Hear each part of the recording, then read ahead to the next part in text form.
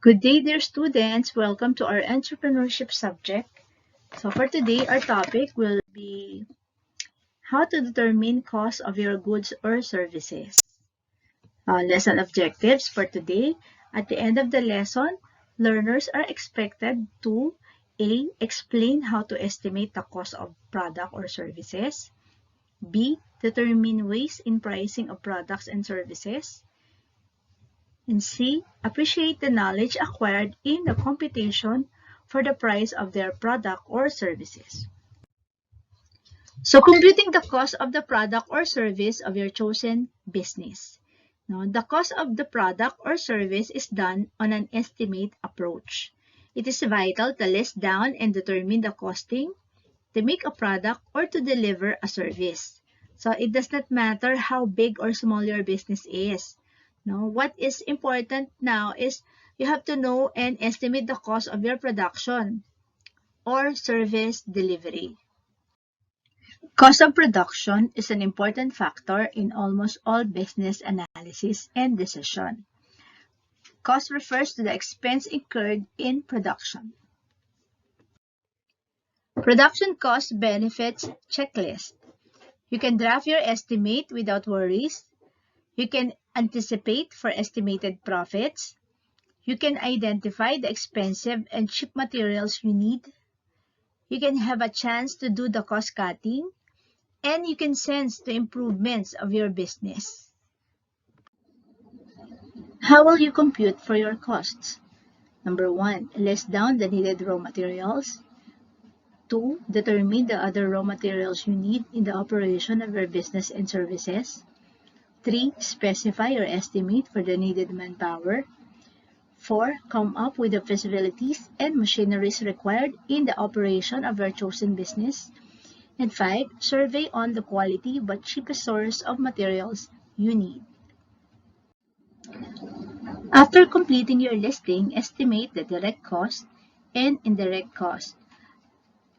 There are two types of cost. The direct cost refers to the item which becomes part of the products or services, composing of material costs, wages, and benefits. The indirect costs are referring to those items needed in running a business and are better known as overhead expenses. So these are the expenses on building machines, maintenance, salaries, office costs, selling costs, and financial costs.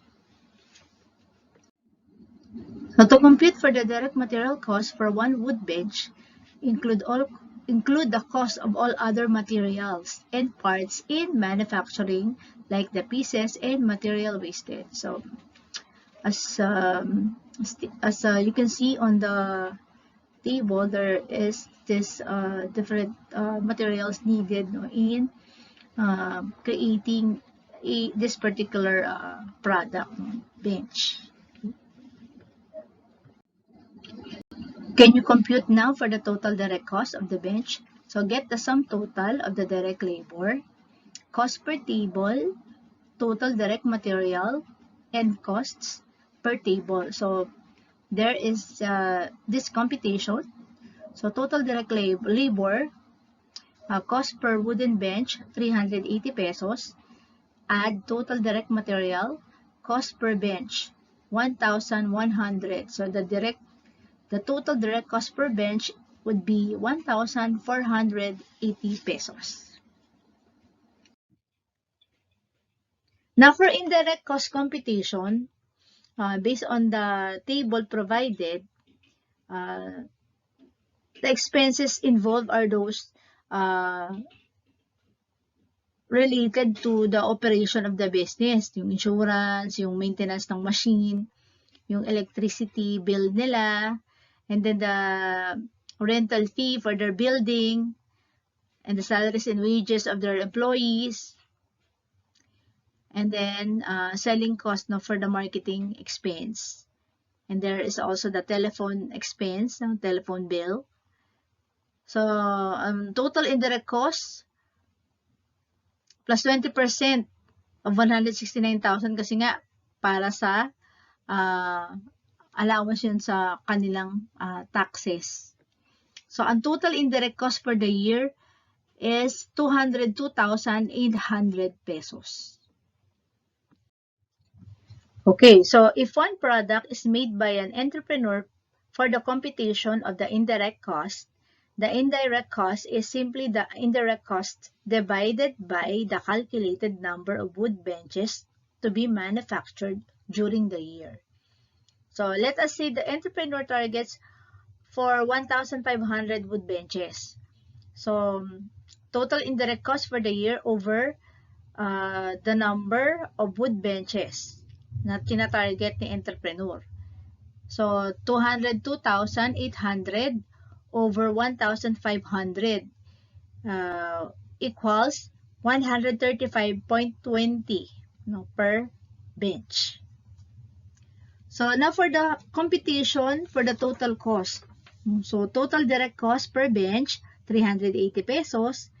And then you add the total indirect cost per bench, which is 135 pesos and 20 cents. So the total cost per bench would be 515.20 pesos. So the entrepreneur's computation of the wood bench is based on 1,500 sales units for a year. So if there will be no increase in indirect cost, then the indirect cost will be 550. The entrepreneur's computation of the wood bench is based on 1,500 sales units for a year. So if there will be no increase in indirect costs, then the indirect cost will be 515.20. So the total cost of the bench now becomes, based on the computation, direct cost per bench, 380 pesos, add indirect cost per bench, 515.20. The total cost per bench is 895.20. Now, how do you determine the price for your product or service for your business? So, pricing strategy is a part of the pricing system wherein the government becomes alert against those who are abusing and making unreasonable prices. So, keeping an enterprise pattern when it comes to pricing of commodities and services serve as a guide for the entrepreneurs to understand how their prices are computed objectively. So, however, lowest price approach is the most risky activity in pricing and it should be avoided. The key secret of the business firms to compete for the price is through the various pricing strategies. So, giving focus on the competition for cleanliness, convenience, delivery, easy credit options, guarantees, quality, safety, and service are only secondary concerns. There are different pricing strategies you can use for your business. Value-based pricing, price increases when there are evident results, posting of 9.95 instead of 10 pesos, or 24.50 instead of 25 pesos, and others. Value pack, mixture of clustered products with varied prices in one pack or bag, or cost plus pricing method, setting a price targeting specific profit. And then there is the high price approach, aiming to set quality and status. It is also called a prestige strategy. And then there is the penetration market, which is common to the new entrepreneurs. They are doing it in order to establish market and building up more customers. And then there is the free tasting, sampling approach, and the result-based scheme, the trial method. Here are some models in pricing goods and services. So this will help you to know how you can compute prices of your own product and service business. So find out if this pricing scheme is appropriate to use in the production of your business. Number 1 is the percentage allocation approach. This is good for per product business. Decide for the percentage value to be added to the actual cost of your product or service.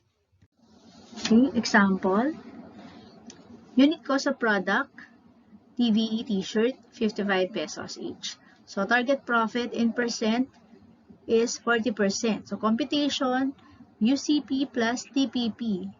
So it means 55 pesos multiplied by 0.40. So it results to 22 pesos. So 55 plus 22 pesos is 77 pesos for its unit price. So volume cost product, TVE t-shirt by volume target profit. So per dozen of quantity. So computation for 1 to 5 dozen, maximum base.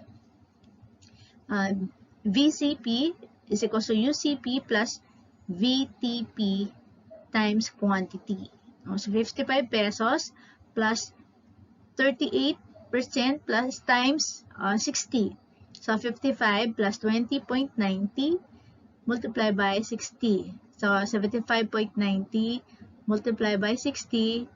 The volume price is 4,554.00. So unit price for this example is 75.90. Next is the average markup approach.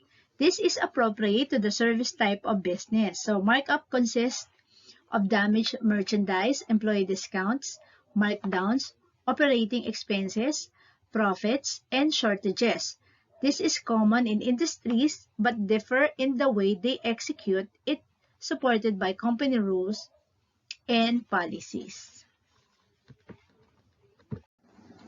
Here is how to compute for the pricing of a service type business. So assume that you are operating a laundry service business. So you decide for 60% profit against actual cost of every laundry service, where 20% intends to support and finance some operating expenses like damaged merchandise, employee discounts, markdowns, operating expenses, profits, and shortages. So consider a 40% markup to be added to the cost of the service. So price of laundry per kilo, 20 pesos. Tapos general markup niya is 60%. So 40% target profit and then 20% operating expenses. So price, cost of laundry plus target profit plus operating expense. So kung 20 pesos plus 40% plus 20%.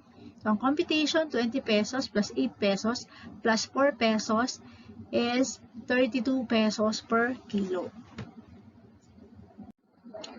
Before you do the final pricing, you have to know the value of the total revenues and the total costs. When total revenue is greater than the total cost, your business gained profit. If the total revenue is lesser than the total cost, it is loss. So in instances that the total revenue and the total cost are equal, there is neither profit nor loss. It is called break-even. So break-even analysis is used as an instrument or a tool to solve managerial problems helpful among business leaders and economists. So that's it for today. Goodbye, class. Have a good day.